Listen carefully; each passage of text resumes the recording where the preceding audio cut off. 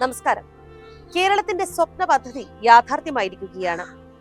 വിഴിഞ്ഞം തുറമുഖത്തെത്തിയ ആദ്യ ചരക്ക് കപ്പൽ സാൻ ഫെർണാണ്ടോയെ മുഖ്യമന്ത്രി പിണറായി വിജയൻ ഔദ്യോഗികമായി തന്നെ സ്വീകരിച്ചു. കപ്പലിന്റെ ആദ്യ ട്രയൽ റൺ നടന്നു.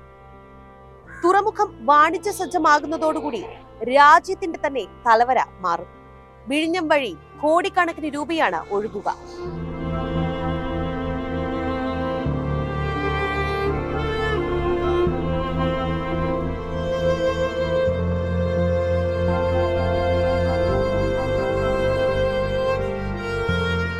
ഏഷ്യയുടെ ചരക്ക് ഗതാഗതത്തിന്റെ ഹബ്ബായിട്ടാണ് വിഴിഞ്ഞം തുറമുഖം മാറുന്നത്.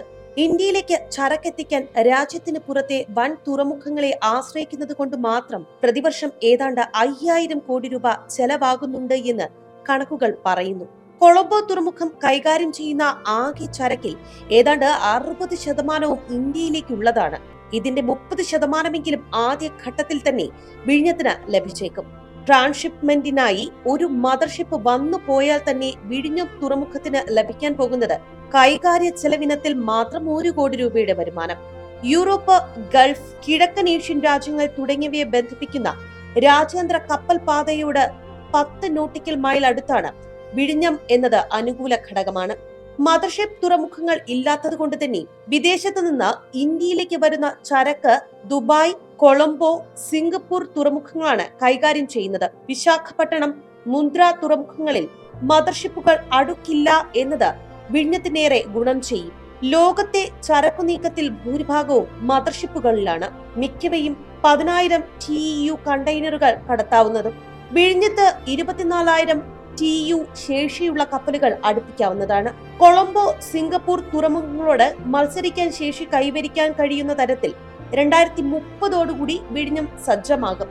PPP മാതൃകയിൽ പണി പൂർത്തിയായ ആദ്യ ഘട്ടത്തിൽ തുറമുഖ നിർമ്മാണത്തിന് മാത്രം 5552 കോടി രൂപയാണ് ചെലവഴിച്ചത്. പൂർണ്ണമായും ട്രാൻസ്ഷിപ്മെന്റ് തുറമുഖമായി രൂപകൽപ്പന ചെയ്തിട്ടുള്ള രാജ്യത്തെ ആദ്യത്തെ തുറമുഖമാണ് വിഴിഞ്ഞം.